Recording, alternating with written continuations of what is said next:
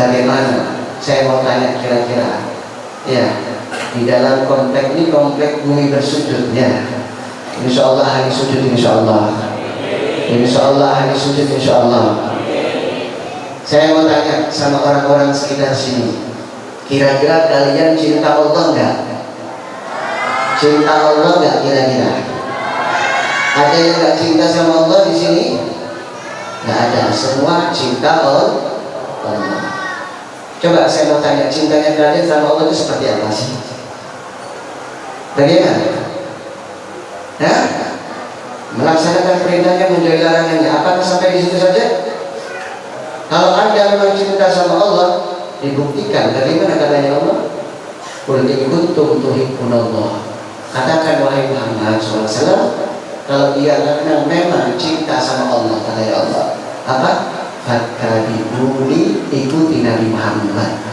Bahasa jamaknya ikuti perintahnya Allah, menjalankan perintahnya Allah, menjauhi larangannya Allah. Siapa yang memberikan kabar tersebut? Rasulullah.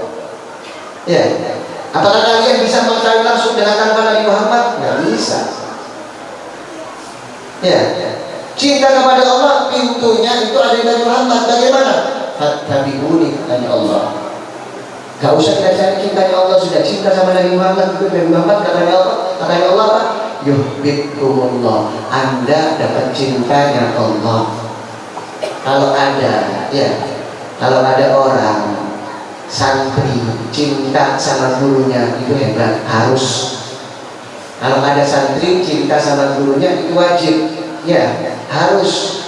Tapi kalau ada guru sampai cinta dengan muridnya, berarti murid tersebut memiliki posisi hebat di hati gurunya.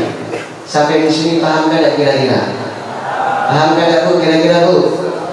Bapak-bapaknya paham gak Pak? Kalau memang dia itu dicintai oleh gurunya, seorang santri tersebut, berarti santri tersebut punya kedudukan istimewa di gurunya. Begitupun Anda.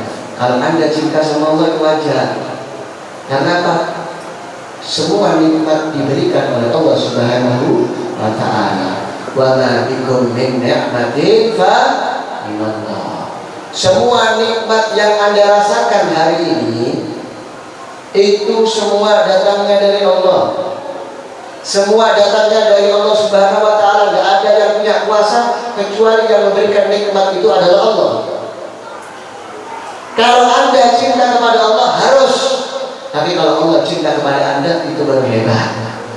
Katanya Allah apa?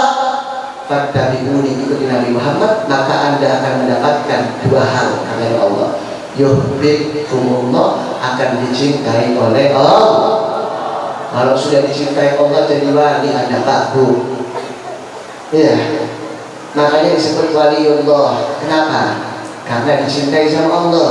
Bagaimana caranya orang tersebut bisa dicintai sama Allah? Yaitu dengan ikuti Nabi Muhammad. Kemudian katanya Allah, "Wayaghfir lakum dzunubakum." Kalau Anda ikuti Nabi Muhammad, tidak hanya dicintai, bahkan dosa Anda sebanyak apapun akan diampuni oleh Allah Subhanahu wa ta'ala. Itu harapan kita Pak Bu, ya, dicintai Allah, dapat ampunannya Allah. Itu harapannya kita, keinginan kita.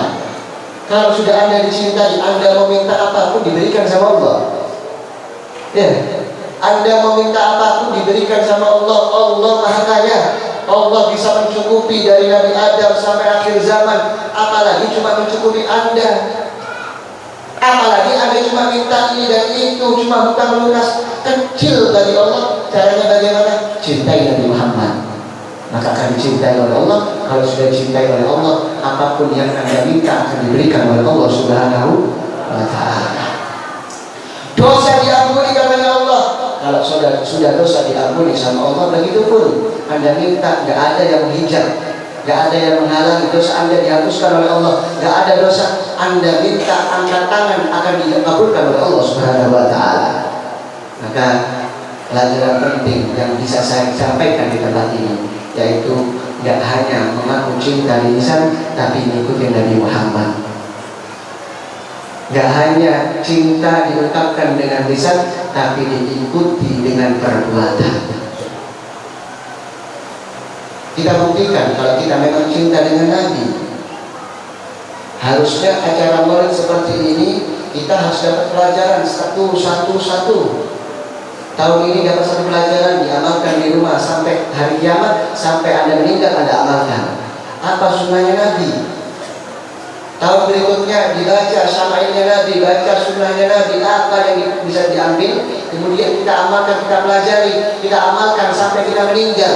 Setiap tahun harusnya ada peningkatan, bukan malah merosot. Makanya harusnya panitia maulid Nabi itu harus cerdas.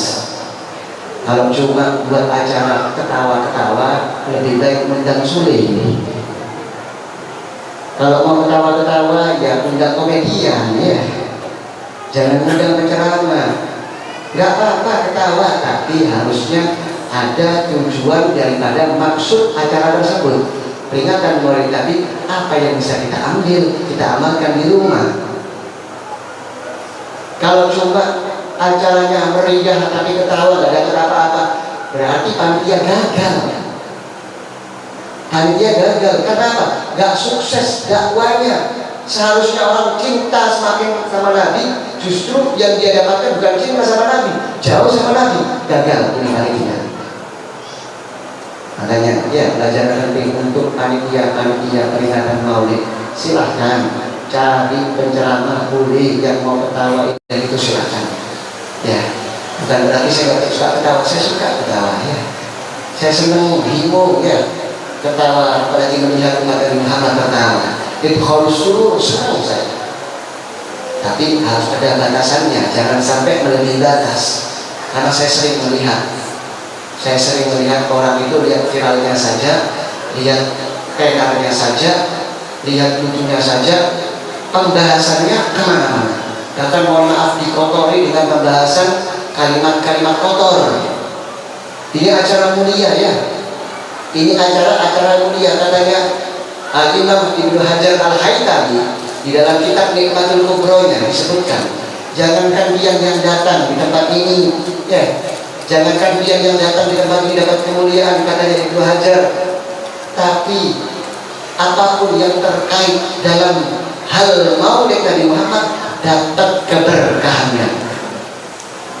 Amin Allahumma. Amin Allahumma. Disebutkan di dalam kitab Nikmatul Kubro. Jangankan dia yang hadir pulakan, ya. Jangankan ulun yang jauh-jauh dari Malang datang ke sini, ya. Atau mungkin ada yang datang mengorbankan waktu kerjanya, waktu istirahatnya, waktu bersama keluarganya. Tenang saja, ada jaminan dari Allah. Tenang saja, ada jaminan dari Nabi Muhammad. Katanya Ibnu Hajar apa? Jangankan yang datang, air saja yang dibacakan maulid dapat manfaat.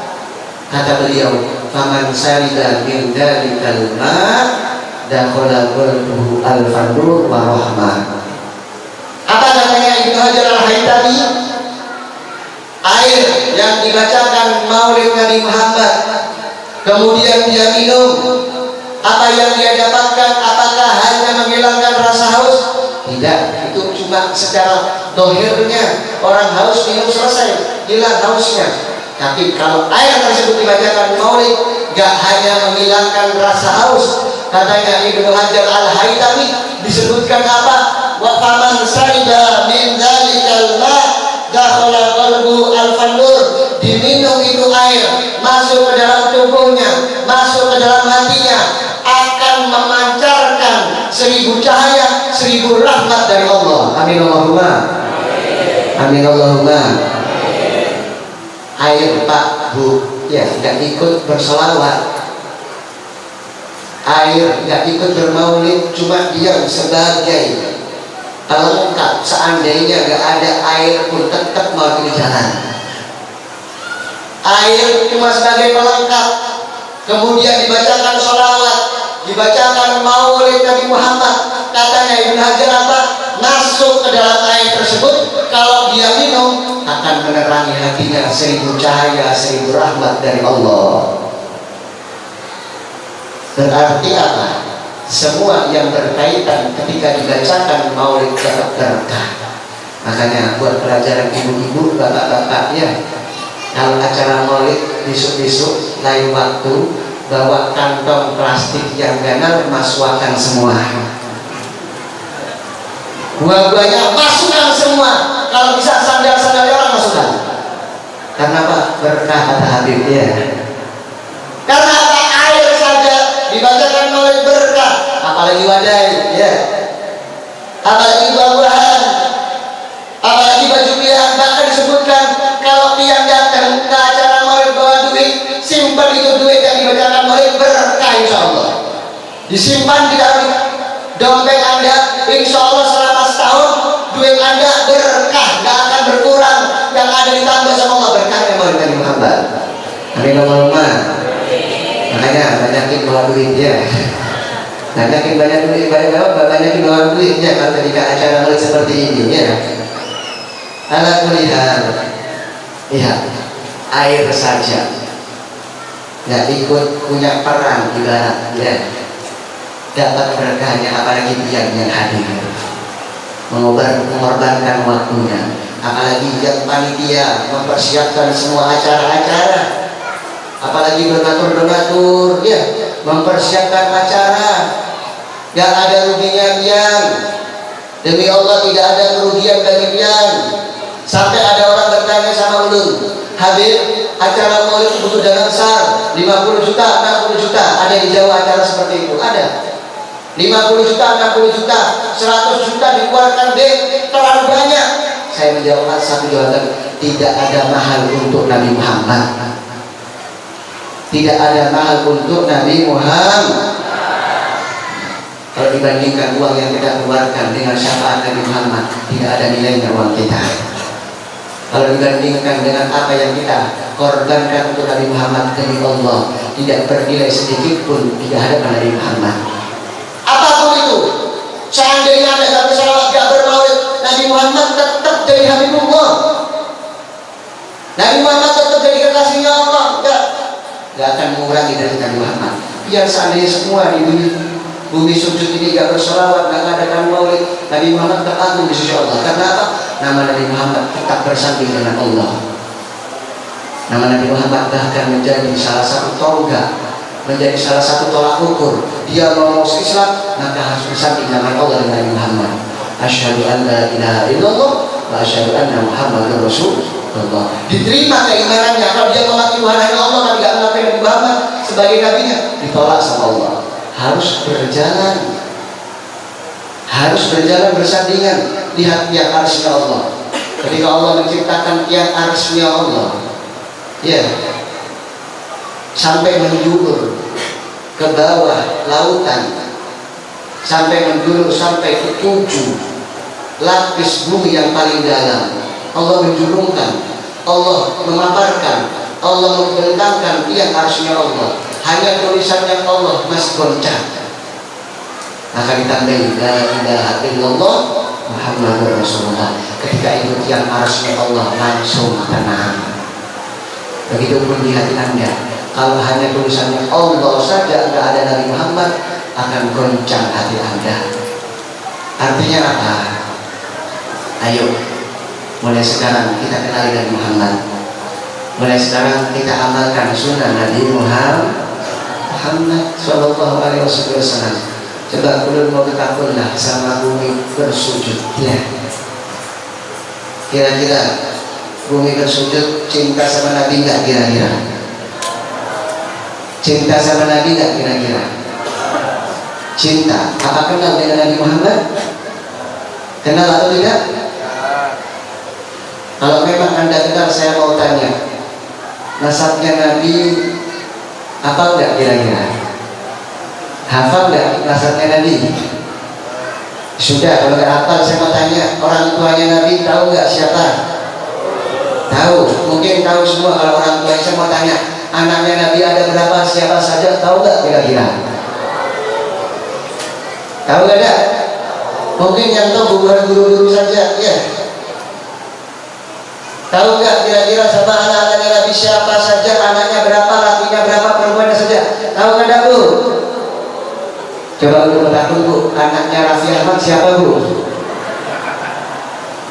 Siapa Bu? Anaknya Raffi Ahmad Bu? Rafathar, tuh ada. Ya, tahu Rafathar kan? Sama istrinya Nabi tahu ada Bu? Ada berapa Bu? Yang ditahu hanya mungkin Sayyidatul Fatimah, Sayyidatul Khadijah, Sayyidatul Aisyah, itu saja yang kita tahu. Tahu nggak sama semua istrinya Nabi? Coba saya mau tanya, istrinya Raffi Ahmad siapa? Nah kita yang mondok hafal ya. Anak-anak kita tadi coba sahabat-sahabatnya Nabi Sayyidina Abu Bakar, Umar, Utsman, Ali. Coba tanya siapa sahabatnya Nabi? Nggak tahu. Coba ditanya superhero nya Mobile Legends, dia tahu. Ya.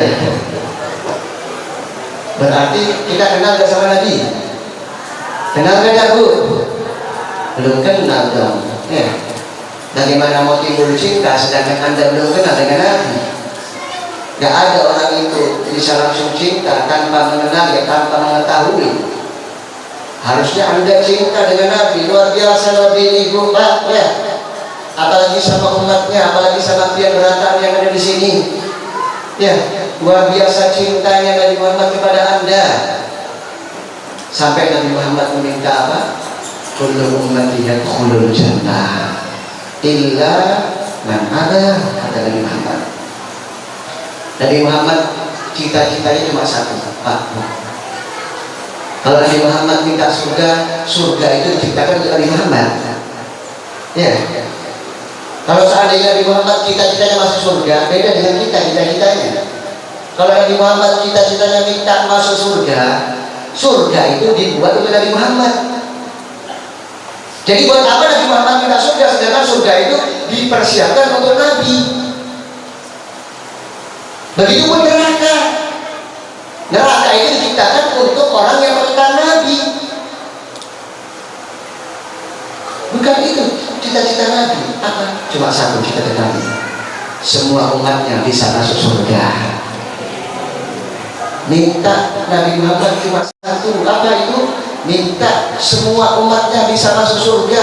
Anda yang diperjuangkan oleh Nabi Muhammad, tapi Anda bagaimana perjuangan Nabi Muhammad?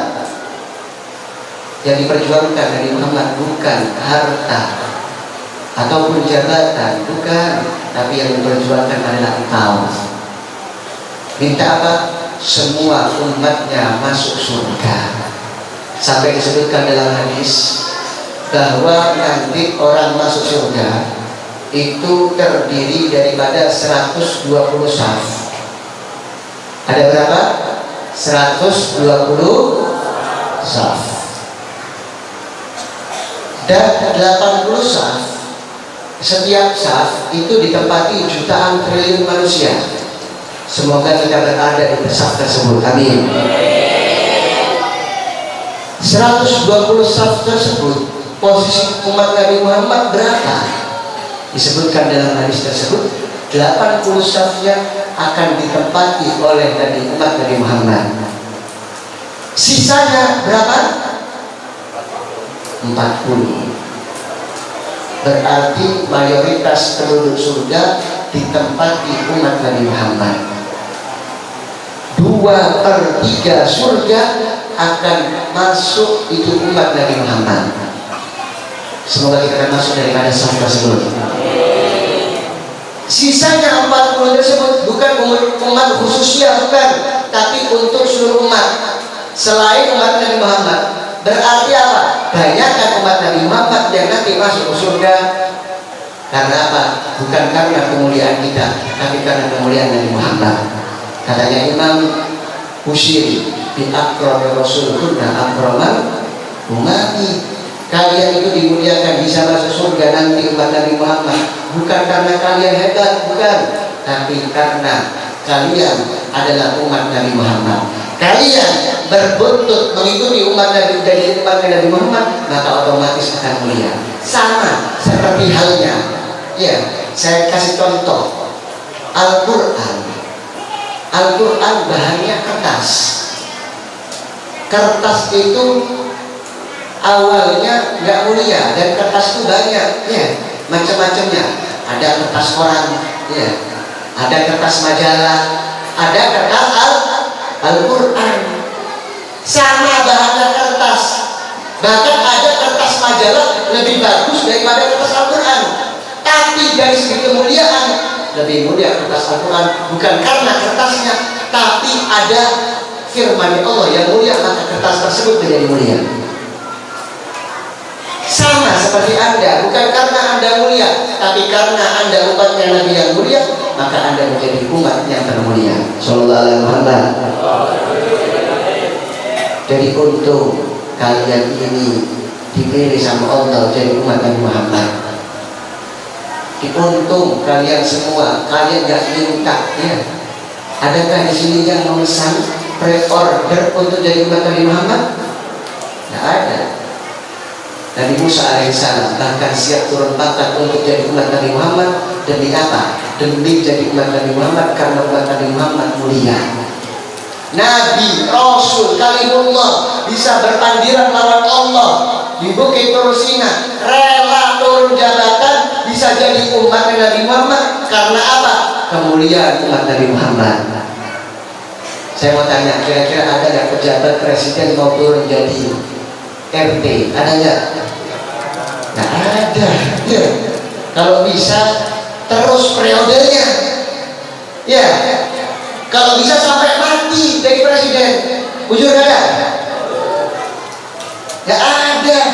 Orang rela hilang jabatan, nggak ada. Tapi Nabi Musa, kalau pejabat presiden semua bisa jadi presiden.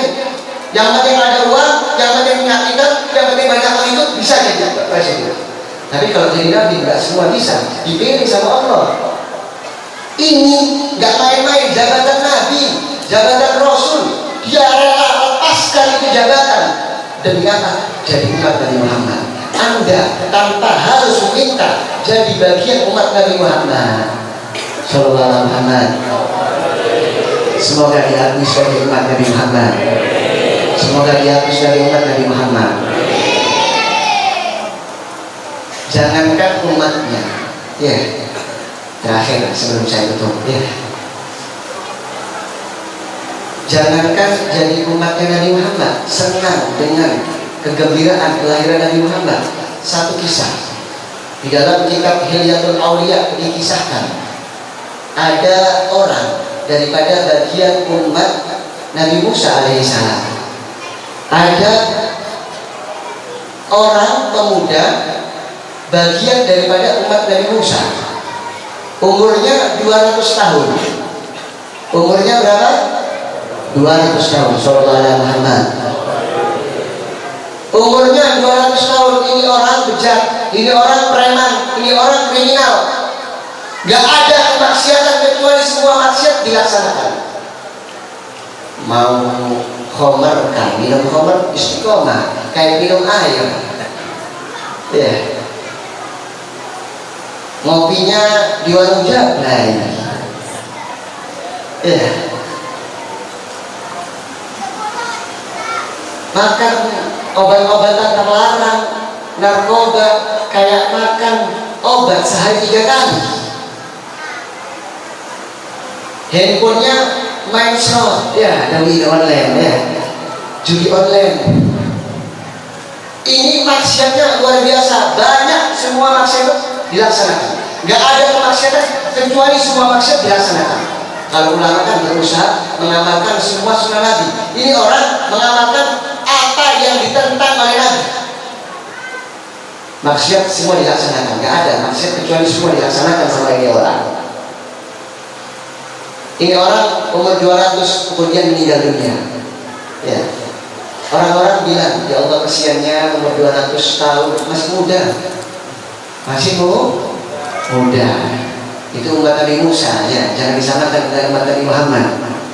Umur 200 itu hitungannya bagi umat Nabi Musa masih muda, Pak, Bu. Mungkin berarti kalau dia umur 100 baru sunat berarti. Pakai pempes berarti umur 70-80 kira-kira. Masih muda umur 200, ya Allah kasihan ini meninggal muda. Masih muda, maksiat terus ini orang, kasihan. Orang-orang di sekitarnya jengkel. Ya, kenapa? Orang ini maksiat dia, zalim dia. nggak pernah ibadah, nggak pernah sholat, nggak pernah puasa, nggak ada kebaikannya. Orang-orang bilang apa? Wis, ini nggak usah dirawat lagi, ini jenazah. Percuma, mau pakai kain kafan yang berlapis emas pun tetap diazab sama Allah. Karena apa? Ini orang melakukan keburukan terus. Saya mau tanya, kira-kira misalnya ada orang ahli maksiat, kira-kira dia bisa meninggal husnul khotimah atau su'ul khotimah? Kalau ada orang seperti itu, kira-kira meninggalnya husnul khotimah atau su'ul khotimah? Jangan ngomong husnul khotimah ya, nggak boleh husnudon kita dalam hal tersebut. Untuk pelajaran orang-orang yang lainnya. Karena apa? Nabi menyebutkan yamutu mar'u ala ma syaa alai. Kata Nabi, matinya seseorang itu tergantung kebiasaannya.